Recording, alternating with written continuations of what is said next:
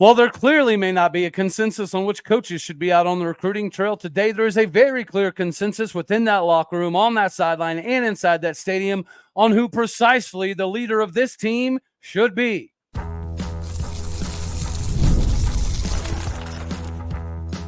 You are Locked On Oklahoma State, your daily podcast on the Oklahoma State Cowboys, part of the Locked On Podcast Network, your team every day. Howdy, y'all, and hello, all. Welcome back to Locked On Oklahoma State, your daily stop for all things Cowboy and Cowgirl related. My name is Cody Stovall. I'm going to thank you kindly for stopping by to make this your first listen. We're available on all of your podcasting platforms, visually as well on YouTube. Find me personally on the X at All Day State. Today, we're personally brought to you by Gametime Tickets. Download the Gametime app, create an account, and use the code LOCKEDONCollege, all one word, for $20 off your first purchase. Download the Gametime app today. We are going to shift gears right into Team G13. And yes, this is clearly G13 Garret Rangel's team. For everybody who stayed at the game and heard the raucous applause whenever Garret Rangel got put in the game, that's one thing. But the most indicative part of that whole process was not just the stadium finally erupting when Garret Rangel got put into the game, but the fact that the sidelines were going crazy. Ollie Gordon was warming Garret up, and then Ollie Gordon jumps up on the stadium, the seating, and then the other players jump up on Ollie, and the towels are going crazy, and they're pumping everybody up for their dude, Garret Rangel. So does anybody think that Ollie Gordon should take another handoff at Oklahoma State University? Does anybody really think that it's the right move for him professionally for his future? If he's getting hit in the backfield 52+% of the time, he's unfortunately just putting himself in a very precarious situation for his future. But Garret Rangel is his dude. So Ollie Gordon may not want to come back at all, or maybe he shouldn't, should be the better phrase. But I bet he would for Garret. And it's not just the teammates on the sidelines.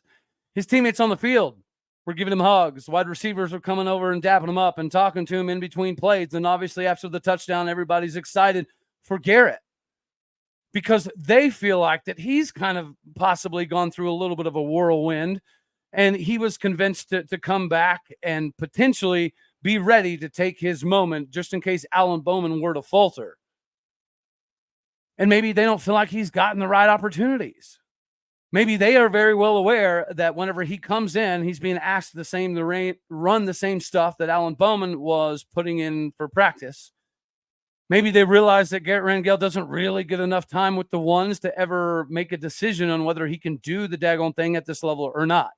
And even for all of the Garret Rangel haters out there, I did get a lot of messages, DMs, texts, calls, and it was all pretty positive. Like even some of the hardcore Garret Rangel haters that would say, hey, Cody, I still don't think Garrett's the answer, right? I still don't think Garrett's the future, but clearly the team knows who their guy is, because everyone that was in the stadium told me that there was a massive difference when Garret Rangel went into the ballgame. Not only from the fans, but there was an energy on the sidelines that was markedly different than the rest of the season. There was an energy on the field and people throwing their bodies around a little bit more than at any point in time in the last few weeks. That stuff has to matter. And of course, these coaches get paid bukus of dollar bills to make the right decisions. So, of course, they're not always going to check the pulse of the locker room, and nor should they, right? It's their job to put the players in the best positions to be successful. Sometimes you can have buddies on the team, and they don't necessarily, equal the right guy for the job. But occasionally, you have to listen to some of it, right? From here on out, I do think that this is the rebuild.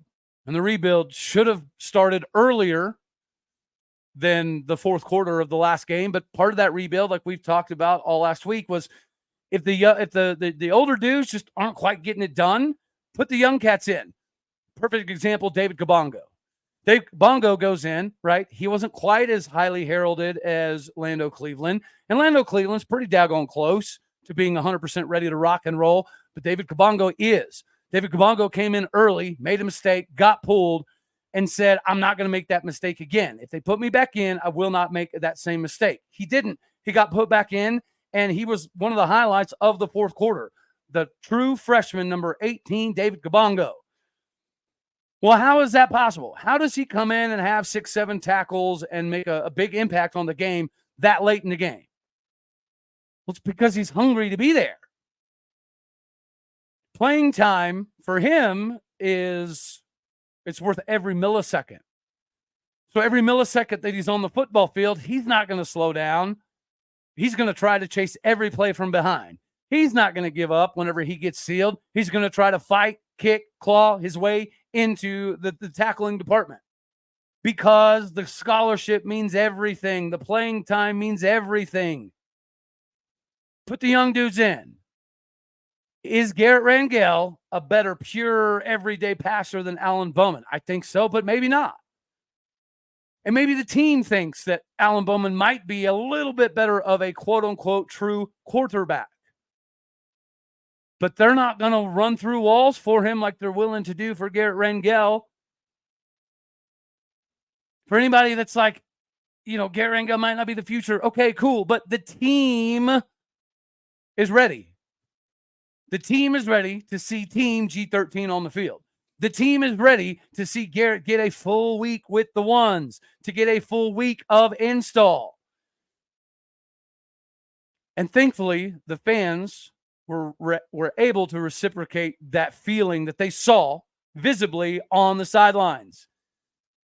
The fans saw, oh my gosh, this sideline is going crazy. We're getting destroyed, and they're jumping up and down like it's the beginning of the ball game for Garret Rangel. And of course, that made the crowd more hype as well around Garret. And this could, go one of two ways. Garret could be the guy. And that means we could maybe see the ball given to Ollie Gordon a little bit more. And maybe we shock the world and we beat BYU and Provo. Likely not, right? But it's a possibility. That's one way it could go. The other way it could go is Garret goes up as the starter and doesn't perform well in Provo, Utah, and we do not beat BYU. Is it worse than what we've already been getting? No. It's time that we listen to some of the players occasionally, and we care about the guys that they're willing to do a little bit more for, to run an extra few yards for, to hang on to a block for an extra couple seconds more for. Maybe Garrett's not a pure passer, and maybe Alan Bowman does throw a better ball. Again, I don't necessarily think so, but none of that matters anymore. It doesn't matter anymore. If Alan Bowman might throw a better ball than Garret Rangel, if Alan Bowman might have the playbook down a little bit better than Garret Rangel. Garret Rangel is a gamer, and obviously his teammates recognize that. So for whatever deficiencies Garret Rangel has as a quote-unquote quarterback, they know he makes up for it, or at least they're willing to go to war with him to see some of it. Again, maybe this doesn't go great, but the team has spoken, the fans have spoken, the coaches need to stop denying the fact that we are in DEFCON level 7,000 mode right now. We're in burn it all down and rebuild it all mode right now. And maybe you can't do it with the coaches, or maybe you can because we're hearing some fun stuff today, but it starts with the locker room. If you want to save any of this locker room and you want to prevent transfers and you want to prevent the Spencer Sanders level fracturing, even though it's a different kind of fracturing, it is somewhat the same in the sense of maybe Garret didn't get, promised a bunch of stuff like Spencer did. Of course not. But when some of the teammates noticed that the thing Spencer was supposed to be getting, he was not getting, it created some animosity. And then it festered, and then it grew, and then it grew, and then we ignored it as coaches and pretended it wasn't happening, so that it made it grow more and more and more. And then eventually you get to a point where half the locker room, or maybe even more than half the locker room, knows that this is just a dog and pony show at this point in time. And then we had like 26-ish transfers. Mike Gundy dove back in last season to seemingly an unprecedented level. And it seemed like his re-engagement is what regalvanized part of the locker room last season. But it appears as though this season it kind of went back to some of the same 2022 stuff. Maybe it's an out of sight, out of mind thing. Maybe it's him having faith that because of what we were able to do last season, the coaches were going to translate it into this season, but it's not happening. It hasn't been happening. And players can feel it. They can sense it. They can see it. They watch film. They know the dudes that provide more. Even if they're not maybe as good, sometimes they provide a different level of energy or a different kind of spark or just a different belief system. Garret Rangel clearly has the respect of the team. And even if we're just going to keep losing, which very well might happen, they clearly would rather lose with him than Alan Bowman. It's not trashing Alan Bowman. That's just what it was. And thankfully, most of the Garret Rangel haters even were able to acknowledge that, oh, yeah, this is okay. This is Garrett's team. Maybe it's not a good thing that it should be Garrett's team, but they think it's Garrett's team, so it needs to be Garrett's team. That's where we are. That's what it is. Everybody out there has to advance their career at some point in time. And Alan Bowman's advancement of his career might not be as a quarterback. He's going to have other opportunities. He's got multiple degrees. He's a smart dude. Maybe he should begin his LinkedIn career. Yeah, okay, that was a segue for Alan Bowman to get squared away today with his next hiring or being the next hire, whatever the case may be. There's only one job board out there that's going to do everything you need it to do and get you the most qualified candidates within the first 24 hours. Because 86% of small businesses understand this. There's no need for you to wait any longer. LinkedIn is not your everyday run-of-the-mill job board. They hire professionals like the professionals because they are the professionals. So if you are not looking at LinkedIn, you might be looking at the wrong place. 70% of LinkedIn users don't even visit other sites because they know how good LinkedIn is. LinkedIn also knows that small businesses are wearing so many different capes nowadays, and they're trying to juggle so many things that they may not have the same time and resources to hire as they used to anymore, which is why LinkedIn is constantly finding better ways to make the process of hiring easier. 2.5 million small businesses use LinkedIn for hiring, and you need to do the same. Post your job for free today at linkedin.com/LockedOnCollege. Again, that is linkedin.com/LockedOnCollege. All one word. Go there to post your job for free today. That is linkedin.com/LockedOnCollege. Terms and conditions do in fact apply. Go get with your next job today. So I have Alan Bowman. Might not be QB1. It doesn't mean he can't be a good recruiter. And I heard from some birdies this morning. We have a couple offensive coaches that were supposed to be making recruiting trips that did not. They didn't make it to the recruiting trip destinations. Now, if you're just kind of sifting through the tea leaves, that means likely one of a couple things. One of those being they could very well just be having some extra meetings today that aren't normal. Therefore, they didn't need to send certain guys out on the recruiting trail today because they needed to be at these meetings that were extremely important. And if that's the case, then that means that these coaches that didn't go on the recruiting trail today will likely get done with their meetings and be back out on the recruiting trail later on because it's a bye week, right? That's what you do. You do a little bit of preparation, of course, but you also do a decent amount of recruiting. So if it is true that we have a couple offensive coaches that did not make their designated trips this morning, it's either just more meetings, which is a possibility. We are in DEFCON mode. They know it too. Or it could mean that there's a midseason shakeup taking place. Now, most of us do not believe that that is likely to be the case. But if Zach Allen is out on the recruiting trail helping with some of the offensive linemen, well, where does that leave Charlie Dickey?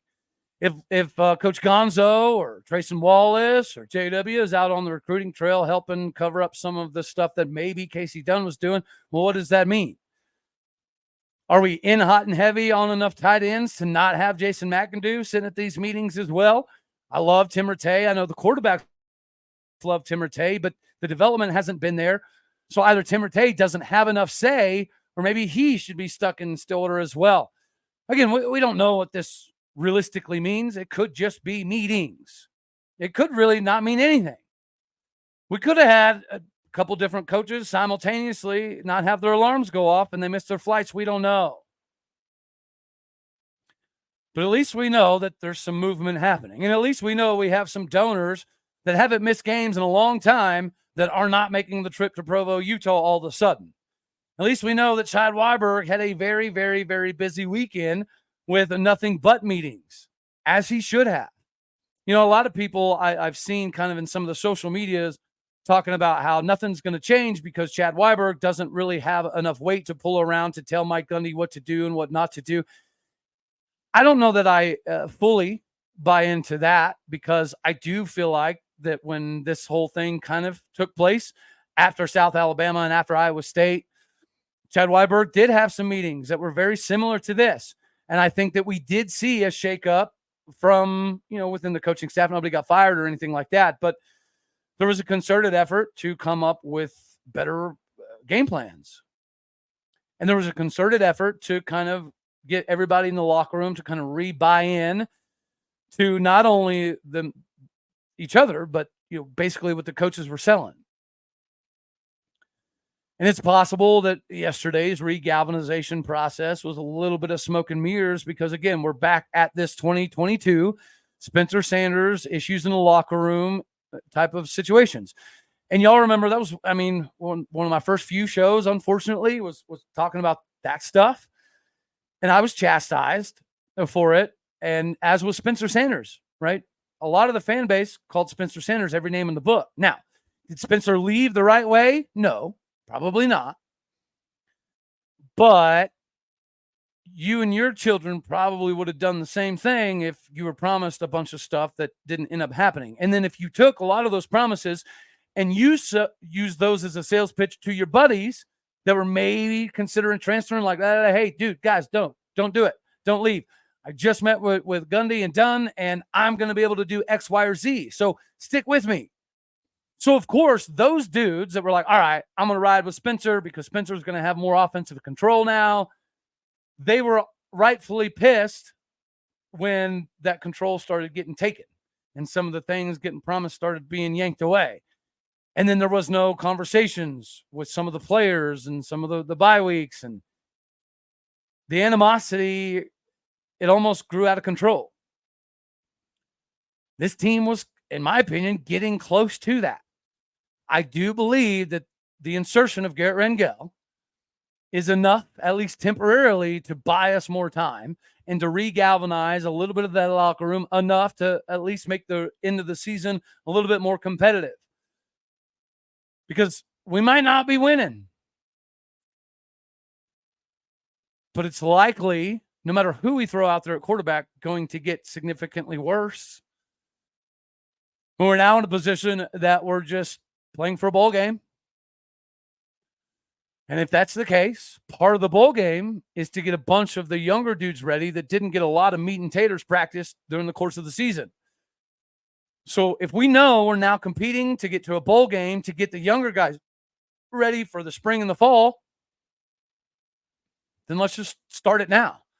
Let's see if the David Kabongos and the Rodney Fields and the Trent Howlands and the Gunnar Wilsons and the Jonathan Agumadus and the Tamarick Johnsons of the world, let's see if those dudes can give us a little bit of what David Kabongo gave us, which was heart, effort, determination, relentlessness, because they love being on the field. They're craving playing time. The fourth-year seniors, fifth-year, sixth-year, seventh-year seniors, maybe it's just not the same. Because the on-field production from David Kabongo, and even to some degree Garret Rangel, I think showed us all that the players are ready for a little something more. They've gotten used to the status quo of this season, which is get your head drugged through the mud on a weekly basis. They've gotten used to that. So maybe we should just give them something else. The older dudes who are just not getting it done, they need to be willing to step aside and swallow their pride and say, you know what? I came back for an epic run. I was a part of not making it happen. Therefore, I need to be a part of getting the next generation ready to rock and roll.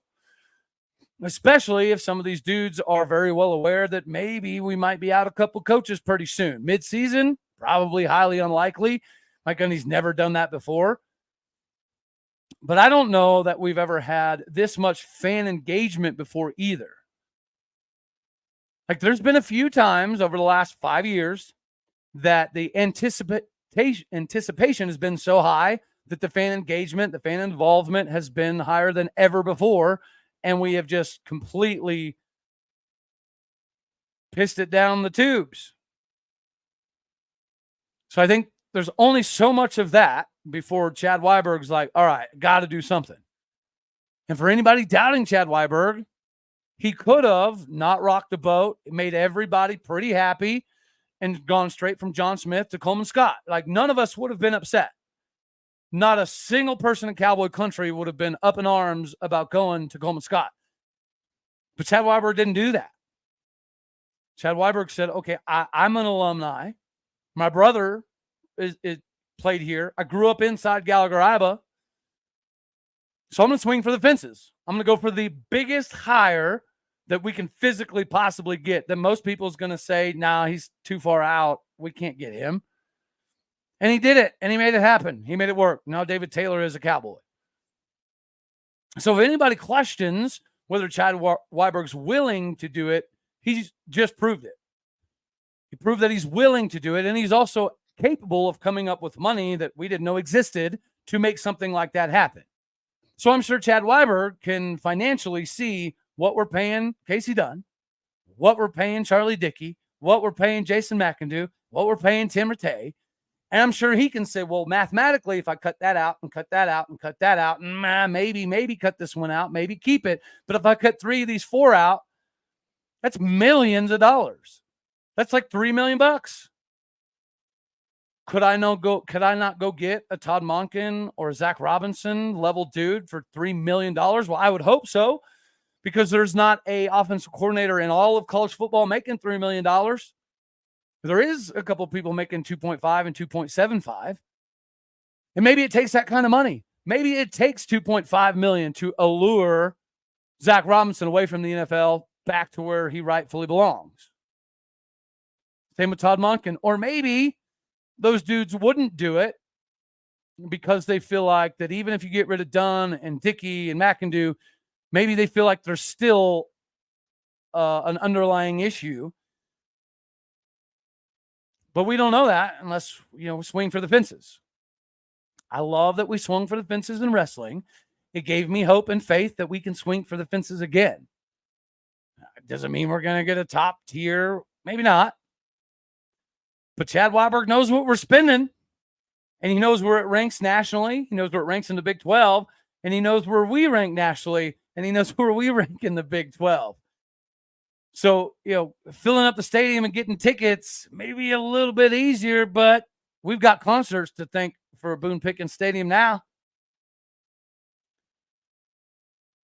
Maybe you missed out on some of your opportunities to get Cowboy tickets for football. Maybe you didn't. I don't know, but there is still time if you have Game Time. And we're not talking about just sports events, right? We also are very well aware that Game Time can get you tickets to music and comedy and theater and other events near you. The Game Time picks take all the craziness out of you searching through hours and hours and hours and thousands of tickets to make you buying tickets easier today. The all-in pricing is a feature that lets you know the total upfront with no surprise fees at checkout. The all-in pricing also comes with the seat view, the panoramic view from your seat in the app before you buy, so you know exactly what you're getting and no craziness wrapped up in there. You need to get rid of the craziness, get with Game Time, take the guesswork out of you buying tickets. Download the Game Time app today, create an account, and use the code LOCKEDONCollege, all one word, for $20 off your first purchase. Terms apply. Make sure you create that account and redeem that code, LOCKEDONCOLLEGE, Locked On College, for $20 off, all one word. Download Gametime today because you already know what time it is. It's game time.